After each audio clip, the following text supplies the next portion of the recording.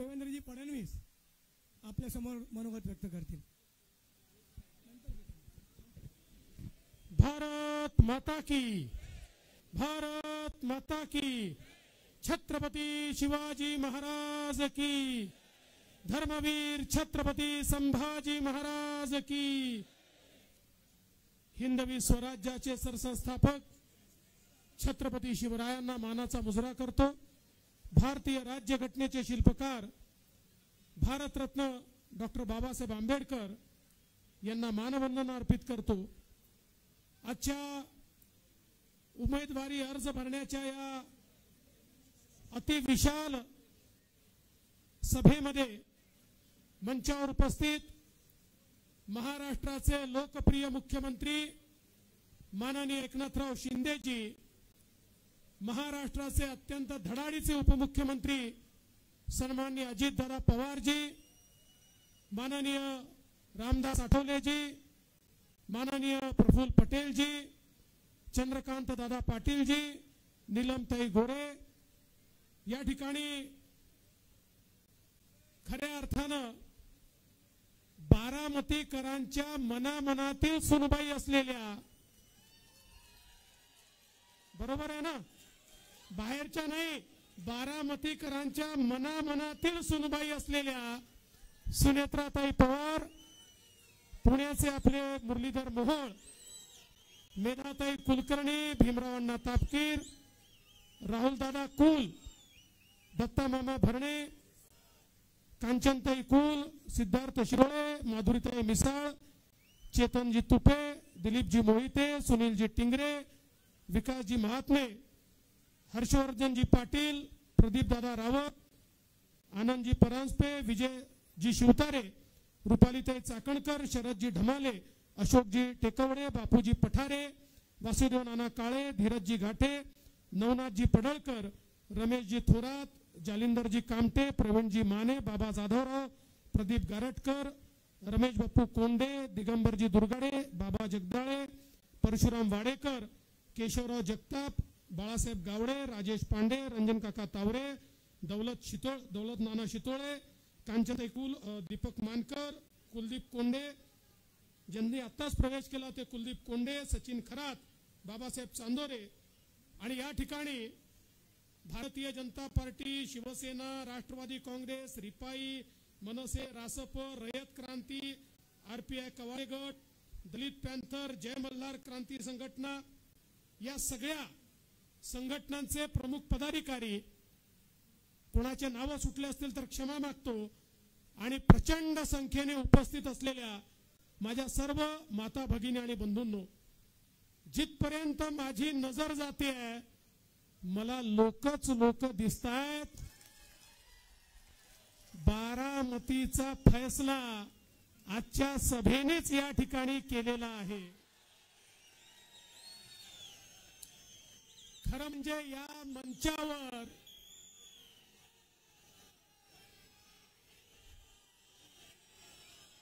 मंचावर जी शक्ती बसलेली आहे, जिंकण्याकरता 7-8 लाख मतं लागतात, पण या मंचावर बसलेल्या बारामतीच्या नेत्यांची गोळाबेरीज केली तर 12-15 लाख मतं तर या मंचावरच बसलेले आहेत। त्यामुळे आता बारामतीला कोणी थांबवू शकत नाही, वहिनींना कोणी थांबवू शकत नाही। बरं, वहिनी तर आहेतच, पण मागच्या वेळेस नंबर 2च्या उमेदवार कांचनताई कुल आहेत, नंबर 3चे उमेदवार नवनाथ पडळकर आहेत, त्यामुळे सगळेच या ठिकाणी आहेत। आता केवळ आपल्याला बारामतीमध्ये घरोघरी जनतेपर्यंत पोहोचून त्यांना मतदान केंद्रावर आणायचं आहे, आणि मला विश्वास आहे की या ठिकाणी आपल्या आशीर्वादाने एक नवा इतिहास घडेल आणि सुनबाई दिल्लीला जातील, जातील म्हणजे जातील। आपण सगळ्यांनी बघितलं, अजितदादांनी या बारामतीच्या क्षेत्रामध्ये गेले 25-30 वर्ष सातत्याने मेहनत केली, विकास केला, माणसं जोडली। आज ज्या विकासाचं चित्र आपल्याला दाखवलं जातं त्याच्यामध्ये मोलाचा वाटा हा अजितदादांचा आहे, हे कोणीच नाकारू शकत नाही. पण बंधू भगिनींनो, मी तुम्हाला हे सांगण्याकरता आलोय, ही लढाई पवार साहेब वर्सेस दादा अशी नाही. ही लढाई या ठिकाणी सुनेत्राताई वर्सेस सुप्रियाताई अशी नाही. कारण ही लोकसभेची निवडणूक आहे, ग्रामपंचायतची, जिल्हा परिषदेची किंवा विधानसभेची निवडणूक नाही आहे. ही निवडणूक देशाचा नेता निवडण्याची निवडणूक आहे. या ठिकाणी देशाचा नेता कोण होईल, कोणाच्या हातामध्ये आम्ही भारत देश देऊ, याचा निर्णय करणारी निवडणूक आहे.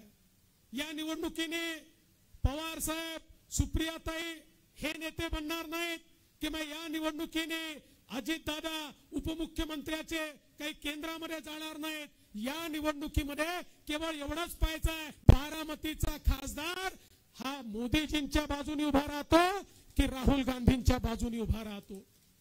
बघा, या ठिकाणी दोनच पर्याय देशामध्ये पाहायला मिळतात. एक आपल्या एनडीएचे, महायुतीचे पर्याय, आपले विकास पुरुष, देशाचे नेते, जगामध्ये सर्वाधिक लोकप्रिय नेते माननीय नरेंद्र मोदीजी, मोदीजींच्या नेतृत्वात आपली महायुती, एकनाथरावजी शिंदे असतील, दादा असतील, हे सगळे पक्ष मोदीजींच्या नेतृत्वात आम्ही काम करतोय. आणि दुसरीकडे राहुल गांधी आहेत आणि राहुल गांधींच्या नेतृत्वामध्ये उद्धव ठाकरेजी असतील, शरद पवार साहेब असतील किंवा इतर सगळे त्यांच्या आघाडीचे लोक आहेत. या ठिकाणी दोनच पर्याय आहे.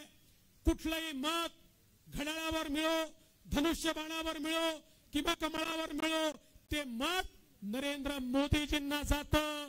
आणि दुसरं कुठलंही मत ते तुतारीवर पडो का पंजावर पडो का मशालीवर पडो, ते राहुल गांधींना जातं. आता तुम्हाला बारामतीकरांना निर्णय करायचा आहे, मोदीजींना मत द्यायचंय की राहुल गांधींना मत द्यायचंय, विकासाला मत द्यायचंय की विनाशाला मत द्यायचंय, हा निर्णय तुम्हाला करायचा आहे. आणि म्हणून बंधू भगिनींनो, या निवडणुकीमध्ये वेगवेगळे नरेटिव्ह सेट करण्याचा प्रयत्न होईल, वेगवेगळ्या भावना त्या ठिकाणी निर्माण करण्याचा प्रयत्न होईल. पण या कुठल्याही गोष्टींनी विचलित होण्याचं कारण याकरता नाहीये की या निवडणुकीमध्ये मोदीजींना आपल्याला मतदान करायचं आहे. देशामध्ये मोदीजींनी गेल्या 10 वर्षामध्ये केलेला विकास आपण बघितला. देशातल्या 20 कोटी लोकांना झोपडीतून पक्क्या घरात आणणारे मोदीजी, 55 कोटी लोक ज्यांच्या घरात शौचालय नव्हतं त्यांच्या घरी शौचालय देणारे मोदीजी, 50 कोटी लोक ज्यांच्या घरी चुलीवर स्वयंपाक व्हायचा त्यांना गॅस देणारे मोदीजी, 60 कोटी लोक ज्यांच्या घरच्या महिलांना हंडा घेऊन विहिरीवर नाहीतर नदीवर जावं लागायचं त्यांच्या घरी शुद्ध पिण्याचं पाणी पोचवणारे मोदीजी, 50 कोटी लोक ज्यांना त्या ठिकाणी रोग झाला तर इलाज कुठून करायचा असा प्रश्न होता, त्यांच्यापर्यंत आयुष्यमान भारतच्या माध्यमातून इलाज पोचवणारे मोदीजी. या देशामध्ये 80 कोटी लोकांना 2020 पासून मोफत राशन देणारे मोदीजी.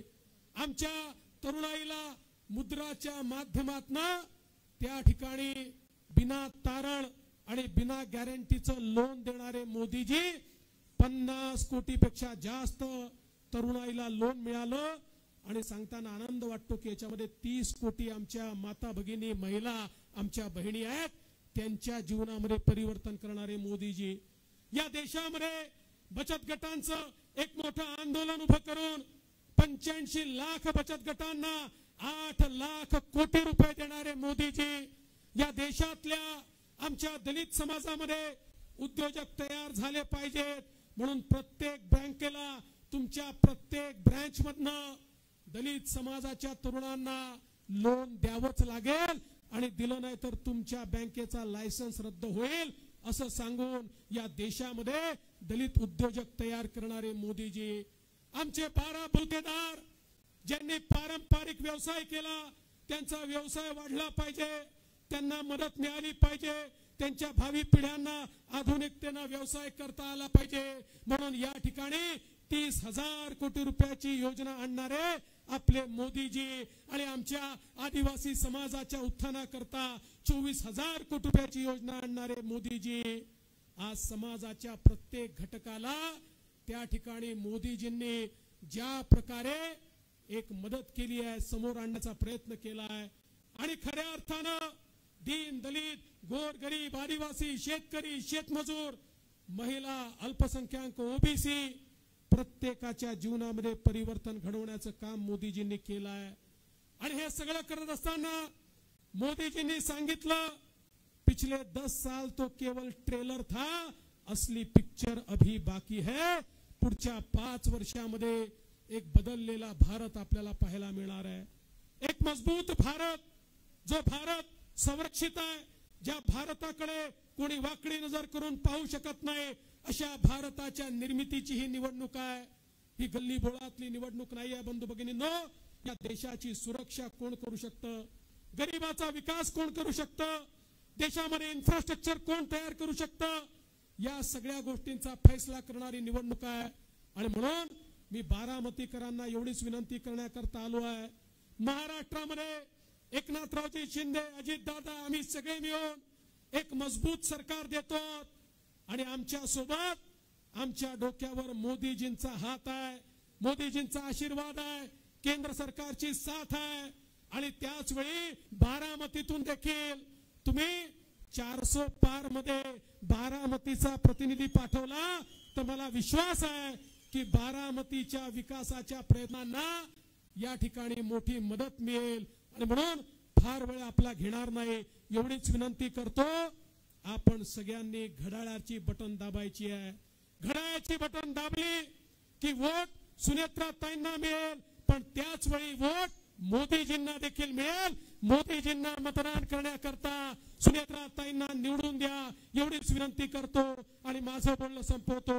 धन्यवाद. जय हिंद, जय महाराष्ट्र. यानंतर फक्त 1-2 मिनिटात काही आपले सर्व मान्यवरांचा सन्मान होईल. सर्वप्रथम माननीय मुख्यमंत्री एकनाथराव शिंदे साहेब यांचा सन्मान जिल्हाध्यक्ष प्रदीपदादा गारटकर करतील. त्यानंतर उपमुख्यमंत्री देवेंद्रजी फडणवीस साहेब यांचा सन्मान दीपक भाऊ पानकर करतील. त्यानंतर केंद्रीय मंत्री रामदासजी आठवले साहेब यांचा सन्मान अजितराव गव्हाणे करतील. प्रफुल्लभाई पटेल यांचा सन्मान परशुरामजी वाडेकर करतील. नीलमताई गोरे यांचा सन्मान धीरजजी घाटे करतील. धन्यवाद.